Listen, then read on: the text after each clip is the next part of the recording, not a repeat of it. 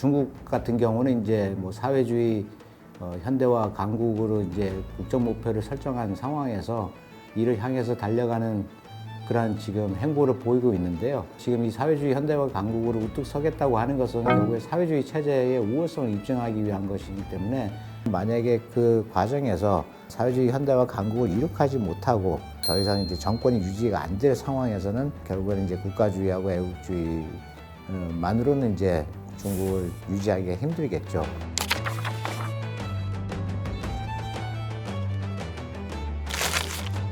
안녕하세요. 경희대학교 중국학과의 주재우입니다. 제 연구 분야는 미국하고 중국과의 관계, 그다음 북한과 중국과의 관계, 그다음에 중국의 외교 정책과 대외 관계를 비롯해서 다자주의하고 다자안보 협력도 하고 있습니다. 네, 앞으로의 무역 전쟁은 아무래도 관세 인상에서 출발할 텐데요. 그리고 또 몇 가지 양상으로 또 전개될 것 같습니다. 제가 보기에는 그것보다 더 심각한 문제는 미국하고 중국이 서로의 제품에 대한 비관세 장벽을 높이는 것입니다. 그래서 비관세 장벽이 하나 우려되는 사안이고요. 글로벌 공급망 재편에 있어가지고 미국이 추진하는데 여기서 이제 산업의 분업화가 이제 확실해질 것 같습니다. 그래서 이 산업의 분업화가 이제 이루어지면서 중국이 배제가 되고 그 과정에서 기술 이전 같은 경우는 이제 중국에 굉장히 배타적으로 나갈 것 같습니다. 거기에 대한 이제 중국의 불만이 또 표출이 될 거고 그 일환으로서 이제 중국도 무역 전쟁에 또 적극적으로 가담하겠죠. 4차 산업의 그 핵심적인 산업 제품의 분업화가 이루어지면서 결국에는 거기에 이제 수요되는 소위 말하는 히토류라든가 뭐 자연 광물이라든가 그런 걸 이제 중국이 대부분 생산을 하고 있기 때문에 그러한 제품들을 이제 통제함으로써 또 이러한 이제 미국의 관세 전쟁이라든가 기술 이전 문제, 그다음 비관세 장벽 문제에 대해서 대응을 할 것 같습니다. 알리테무를 통해서 이제 수입되는 제품에서 이제 유해 물질과 위험 물질이 발견되다 보니까는 국민의 건강과 안전을 위해서 부득이하게 케이스 인증이라는 조치를 지금 검토 중입니다. 이것이 시기적절하고 지금으로서는 필요한 조치이긴 하나 세부적인 기준 사항이 마련되지 않는 상황에서 그 의도와 취지가 잘못 전달되고 있는 것 같습니다. 그래서 이것이 전 제품에 적용되는 것이 아니고 유해 물질이라든가 위험 물질이 첨가되거나 가미되거나 포함된 제품에 한해서 우리 식약처하고 외국의 당국이 함께 협력하면서 이 부분을 해소하기 위해서 그렇게 취해진 조치라고 생각합니다. 일단 뭐 피크 차이나론 같은 경우는 기본적으로 지금 인구학적인 접근을 하고 있는 그런 주장인데요. 중국이 이제 조만간 초고령 시대에 이제 접어들고 이미 고령화 사회가 됐지 않습니까? 그래서 이 생산 노동력이 줄어들면서 아무도 생산성에 이제 차질을 빚고 있고요. 그러다 보니까는 제조업에 그 기반한 그런 수출 주도형의 이제 중국 경제가 더 이상 성장하기는 어렵다 하는 이제 논리입니다.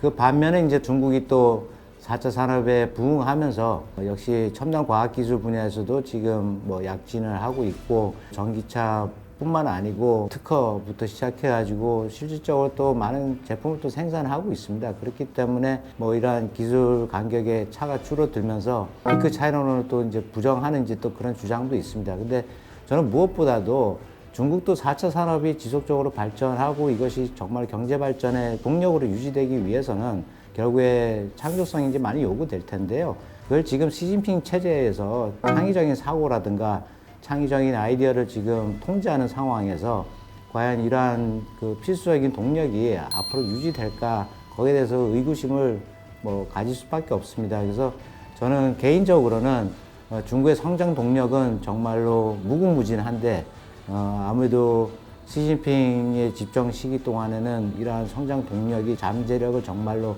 다 발휘할 수 있는 그런 환경이 아니기 때문에 좀 낙관적이지는 않습니다. 일단은 중국이 수출 주도형으로 나갈 수 있는 그런 이제 적합한 부지들이 굉장히 많았고요. 그래서 우리가 연안 지역을 중심으로 해서 중국이 산업화를 할 수 있었던 가장 큰 요인이 거기 있었다고 봅니다. 공산혁명을 통해서 계급사회가 사라졌고 그러면서 이제 더 많은 노동력을 효율적으로 효과적으로 확보할 수 있었던 그런 사회 경제적인 배경이 또 하나의 큰 요인을 작용한 것 같습니다. 그 다음에 세 번째로 이제 교육인데요.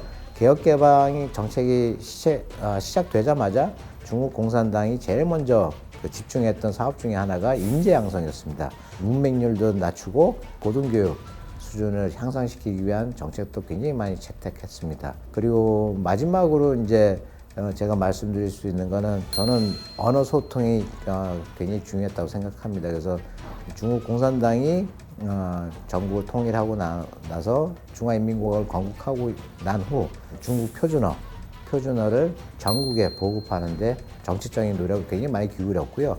그 결과 이러한 언어의 소통이 원활한 상황에서 이러한 정책 실천이라든가 이행도 순조롭다고 생각합니다. 이러한 요소들 때문에 중국의 산업화하고 경제 발전이 더 빠르게 이루어질 수 있었다고 생각합니다. 북중러 간의 협력, 그 다음에 한미일 간의 협력 구도는 당분간 유지될 것 같습니다. 가장 기본적으로 근간이 되는 이유는 중국하고 러시아, 북한이 아무래도 서구와 대치되는 그러한 이념과 사상을 고수하고 있고요. 중국 같은 경우는 이제 사회주의 현대화 강국으로 이제 국적 목표를 설정한 상황에서 이를 향해서 달려가는 그러한 지금 행보를 보이고 있는데요.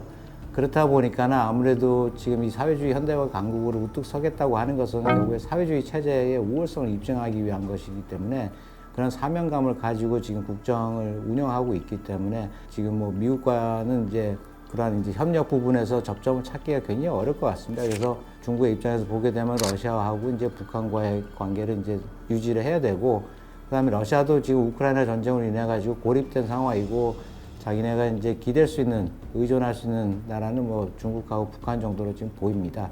그다음 북한의 경우도 역시 지금 우크라이나 전쟁에 특수를 이제 노리고 있는 상황으로 보이고 있고, 유엔 제재부터 시작해가지고 주변국의 이제 제재 때문에 아무래도 중국에 이제 의존할 수밖에 없는 그런 경제적인 구도를 가지고 있기 때문에 당분간 북중러 간의 협력 구도하고 이제 한미일 간의 협력 구도가 유지될 텐데요. 그래서 이런 상황에서 이제 우리는 균형된 외교를 하면 좋겠죠. 균형된 외교를 통해서 국위를 극대화하는 것이 최선의 방법일 텐데, 저는 또 역으로 생각하자면은 이런 상황에서 국위를 극대화하기는 좀 어려울 것 같고요. 유동적으로 대응하면서 우리 국익의 손실을 최소화하는 것도 우리 국익에 부합하는 그런 전략이라고 생각합니다. 북중러 3국에 대해서 우리가 대척하지 않고 그래도 협력할 수 있는 부분에서 협력하고, 그러면서 이제 우리가 추구할 수 있는 국익을 달성하는 것이 우리 외교에는 급선무라고 생각합니다. 북한에 대해서 중국은 지금 유일하게 북한이 국제사회하고 주변국으로부터 경제 제재를 받는 상황에서 지금 북한이 경제적으로 생존할 수 있는 그 유일한 버팀목이라고 할까요? 그거는 이제 중국이라고 할 수밖에 없고요. 그래서 이제 3차 핵실험 이후부터 북한의 중국에 대한 경제 의존도를 보게 되면 90% 이상으로 지금 나오고 있습니다. 러시아 같은 경우는 중국이 비록 미국으로부터 러시아에 대한 무기 공급이라든가 러시아의 군사적인 지원에 대해서 이제 중단하라는 압박을 많이 받고 있는 상황이지만서도 지금 이걸 우회적으로 지금 도와주고 있는 상황입니다. 가령 예를 들자면은 러시아 이제 군수산업, 방산이 제대로 작동하기 위해서 필요한 장비라든가 설비, 그 다음에 소비재라든가 이거를 중국이 지금 우회적으로 지금 지원해주고 있다는 그런 뉴스 보도가 있었습니다. 그래서 그런 맥락에서 보게 된다면 러시아가 이렇게 우크라이나 전쟁을 장기전으로 치를 수 있는 뒤에 힘은 아무래도 중국에서 나온다고 볼 수 있겠습니다. 1대1로 정책 효과가 중국에서 멀어지면 멀어질수록 긍정적인 평가가 많습니다. 그리고 긍정적인 효과를 많이 보고 있고요. 대신에 중국과 가까워지면 가까워질수록 그러한 지역과 국가에서는 오히려 역효과가 일어나는 그런 양상을 지금 보이고 있습니다. 가령 아프리카 같은 경우는 정말로 중국의 1대1로 정책에 대해서 정말로 쌍수 들고 지금 환영하고 있습니다. 지금 1대1로 정책이 실행된 이후에 아프리카에서 이제 중국에 대한 호감도라든가 우호 정서를 이제 보게 되면, 여론조사를 보게 되면 60% 이상이 정말로 중국에 대해서 긍정적으로 반응을 하고 있습니다. 1대1로 통해 가지고 많은 원조가 들어가고, 그 다음에 아프리카가 정말로 기대하지도 않았던 경제 성장을 할 수 있게 됐고, 그 다음에 경제 성장에 미천이 되는 그러한 이제 지원과 원조가 많이 들어왔습니다. 그것도 싼 값에 많이 들어오다 보니까는 아무래도 생활 환경부터 시작해서 경제 수준, 그 다음에 경제 생활까지 개선되는 결과를 보기 때문에 아프리카에서는 오히려 정말 중국에 대해서 호감도가 높은 그런 결과를 지금 보이고 있습니다.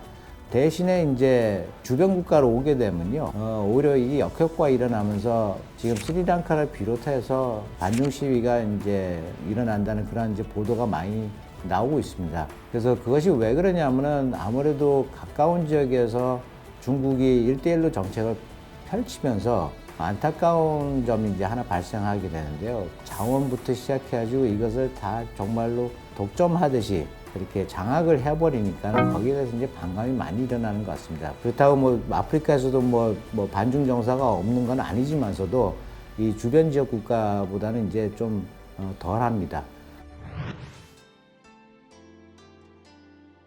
시진핑의 위상은 역대 어떠한 지도자들에 비해서도 정말로 역대급이라고 생각합니다. 최고봉에 올라와 있는데요. 그렇게 최고봉에 올라갈 수 있었던 것은 아무래도 여론과 사회 미디어의 이제 통제를 통해서 이루어질 수 있는 것이 이제 가장 큰 원인 중에 하나라고 생각합니다. 중국인들의 불만이 뭐 SNS를 통해서 아니면 다른 경로 언론 채널을 통해서 나올 수도 있을 법한데 지금 그것을 다 통제를 하고 있기 때문에 지금 불만이 없는 것으로 나오고 중국인들의 80~90%가 시진핑을 지지한다고 이제 그러한 통계 자료도 보도가 된 바 있습니다. 뭐 중국인들이 그렇다고 불만이 없었던 거냐는 아닙니다. 특히 후진타오 시기에는 이제 이러한 이제 불만을 표출할 수 있는 소위 말하는 집회의 자유라든가 1인 시위를 허락하고 사회 단위 체계에서 이제 시위를 허용을 했을 때 우리가 잠시 회상을 할 수가 있을 텐데요. 그 당시가 이제 2006년도부터 한 2010년도까지였는데 중국 공산당과 정부도 이제 국민 여론을 수렴하기 위해서 이런 것을 허용을 했습니다. 그러면서 자기네들도 나름대로 이제 중국인들의 불만, 그다음 민원, 통계화를 위해서 나름대로 자료 데이터베이스화도 했었는데 이것이 2008년이 지나면서 베이징 올림픽이 지나면서 기하급수적으로 늘어나다 보니까 1인 시위부터 시작해가지고 더 큰 단위의 이제 시위를 통제하는, 차단하는 그런 과거로 이제 다시 회귀를 했죠. SNS라든가 여러 이제 소통 수단을 이제 통제함으로써 중국인들의 불만을 지금 차단하고 통제하는 데 집중하고 있습니다. 저는 지금 현재 중국인들의 불만은 지금 뭐 한 40% 수준에 왔다고 생각합니다. 제 나름대로 이제 평가 기준은 뭐냐면 이제 중국 공산당이 이제 국정 일정 목표입니다. 그래서 중국이 건국 100주년을 맞이하는 2049년에 중국 사회주의 현대화 강국으로 정말로 우뚝 서기 위한 그런 목표를 달성하는 시점을 정해놨기 때문에 이러한 이제 국가주의라든가 애국주의 중심의 정책이 펼쳐질 거고 중국인들도 건국 100주년 때는 정말 사회주의 현대화 강국으로 우뚝 서는 중국을 보고 싶어 합니다. 그 다음에 정당성은 이제 중국 공산당이 이제 제공을 하고 있죠. 그러니까 소위 말하는 아편 전쟁 이후로부터 중국이 100년 동안 외세한테 뭐 겪었던 수모, 치욕을 이제 치유하기 위한 이제 그런 방편으로서 이제 사회주의 현대화의 강국을 이제 제시를 하고 있는데요. 이 목표를 달성하기 위해서 중국인들도 인내를 가지고 이런 이제 중국의 국가주의라든가 애국주의 중심의 정책을 이제 수용하면서 거기에 협력하는 자세로 일단은 임할 것입니다. 근데 이제 문제는 뭐냐면은 만약에 그 과정에서 사회주의 현대화 강국을 이룩하지 못하고 더 이상 이제 정권이 유지가 안 될 상황에서는 결국에는 이제 국가주의하고 애국주의만으로는 이제 중국을 유지하기가 힘들겠죠. 그래서 저는 이제 그 분기점은 뭐 2049년 아니면은 사회주의 현대화를 실현하지 못하는 그 중간 과정에서 변수가 생기게 되면은 그때 이제 중국 국민들의 이제 불만이 표출될 거라고 생각합니다. 중국의 선거는 국민투표 성격의 선거는 아직 없습니다. 대신에 지방정부 중심으로 지방 차원에서 선거권을 이제 발휘할 수 있는 그런 기회가 있는데요. 우리식으로 표현을 하자면은 두 가지 선거가 있다고 볼 수가 있겠습니다. 도의원, 그 다음에 그 이하 향, 진, 현 차원에서 이제 다 의회가 있는데요. 거기에 의원들을 이제 선출하는 그런 선거가 있고요. 각 단위마다 또 당 간부들을 또 선출합니다. 국민들의 여론이 어느 정도 수렴이 되느냐, 뭐 상당 수준 수렴이 된다고 생각합니다. 중국도 후보자가 우리와 똑같은 절차를 통해서 후보 등록이 되고 중국 내에서 이제 그 선거관리위원회에서 이제 심의를 받고 결정이 되고 후보 등록을 했을 때 그 후보에 대한 정보가 이제 유권자들과 공유가 되면서 나름대로 유권자들이 후보에 대해서 판단할 수 있는 기회와 시간을 갖게 됩니다. 후보자를 나름대로 평가를 하고 그 다음에 이제 투표에 임하게 됩니다. 그래서 지방 기층 선거 차원에서는 그래도 어느 정도 뭐 여론이 수렴되는 그런 과정과 시기가 있기 때문에 우리와 별반 다른 점이 없다고 생각합니다. 정당과 관련해서는 정당은 이제 중국 헌법상 8개 정당이 이제 보장이 되기 때문에 각 정당에서 또 후보를 또 낼 수가 있습니다. 대부분 이제 공산당이지만서도 최근에 이제 약진을 보인 정당은 이제 민주당이라고 있습니다. 특히 의회 차원에서 많은 의원들을 이제 배출하는 것을 알고 있습니다. 제가 말씀드린 지금 중국의 기층 선거는 이제 지방 차원에만 국한이 된 거고, 기층 선거에서 뭐 나온 뭐 의제들과 선거 공약이라든가 이건 중앙 정치와 무관하기 때문에 뭐 시진핑 정치에 뭐 어떤 연관성이 있다고 보기가 어렵습니다. 그렇기 때문에 이러한 기층 선거 제도가 중국에서 지금 운영이 된다고 해서 이것이 서구식 민주주의 선거 제도는 아니고 지방 차원에서 그것도 제일 낮은 차원에서 단위에서 이루어지고 있는 그런 선거이기 때문에 아직 민주주의 선거제도가 중국에서 보편화됐다고 보기는 어렵습니다. 지금 굉장히 심각하다고 이제 느끼죠. 중국인들도 이 문제에 대해서 굉장히 그 심각성을 오랫동안 느껴왔는데요. 다만 이게 이제 우리 같이 시민단체라든가 뭐 다른 경로를 통해서 이 불만을 표출할 수가 없기 때문에 이제 눈에 잘 보이지는 않습니다. 근데 저도 뭐 중국에서 살아봤고 중국에서 다 살아본 경험이 있는 사람들은 중국인들이 이 문제에 대해서 정말로 불만이 많다는 걸 알고 있습니다. 미세먼지가 생겨나고 난 이후에는 중국인들도 이 문제에 대해서 정말 불만이 극에 달했습니다. 이게 워낙에 지리적으로 큰 나라라서요. 굉장히 광활하고 하기 때문에 환경오염 문제를 다 일반적으로 적용하기는 굉장히 어려운 문제라고 생각합니다. 상해 이북 지역을 보게 되면 특히 뭐 북경, 동북 삼성이라고 하는 저쪽에 흑룡강성, 요령성, 그 다음에 길림성 이쪽에 산업화와 공업화가 밀집된 지역, 그 다음에 연안 지역은 확실히 이제 환경오염이 심각합니다. 대신에 그 반면에 상해 이남 지역이라든가 아니면 내륙 지역, 서부 지역 이쪽에 하면 또 정말 청정 지역입니다. 그렇기 때문에 이 환경 오염을 중국에서는 일반화하기가 굉장히 어렵고요. 그 지역마다 다 판이하게 다르기 때문에 중국의 환경 오염이 어느 정도 심각하냐 이거는 관점에 따라서 다 달라질 겁니다. 이면적인 입지는 저는 아직은 없다고 생각하는데요. 근데 중국 공산당이 나름대로 대외적으로나 대내적으로 자신의 정권의 정당성, 그 다음에 대외적으로 외교적인 매력을 어필하려다 보니까는 가치가 결여됐다는 사실을 직면하게 됩니다. 결국에 이제 가치 모색을 하게 되는데요. 중국 공산당이 공산주의를 견지하고 그다음에 사회주의 노선을 정책 노선을 채택한 상황에서 인류에게 보편적으로 가치를 어필할 수 있는 무기를 찾기가 굉장히 어려웠죠. 그래서 결국은 과거로 회귀해서 중국 공산당이 자기네가 한때 부정했던 유교와 그다음에 공자 사상을 다시 꺼내듭니다. 그게 시진핑 정권 시기에 들어와서 그 일이 벌어지는데요. 그러면서 시진핑 정권 때 초기에 사회주의 핵심 가치를 소개를 합니다. 그 14개의 이제 사회주의의 핵심 가치 중에는 대부분이 우리가 유교, 그 다음에 공자 사상에서 접할 법만 하는 표현들이 다 나옵니다. 근데 이것이 보편적으로 인류에게 어필할 수 있는 그런 가치냐라는 질문에는 아니라고밖에 대답할 수밖에 없죠.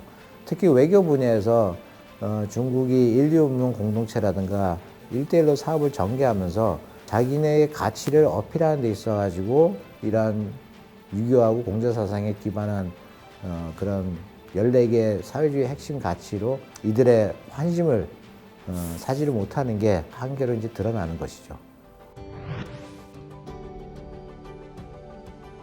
4차 산업 시기에서 우리가 경쟁력을 가질 수 있는 특히 반도체와 디스플레이 분야에서의 우리의 기술 경쟁력은 중국에 대해서 우리의 레버리지라고 작용할 수 있겠습니다. 이것을 잘만 활용한다면 중국이 우리를 더 필요로 하고 우리를 더 원하는 그런 구조로 갈 수밖에 없기 때문에 우리의 레버리지라고 생각합니다.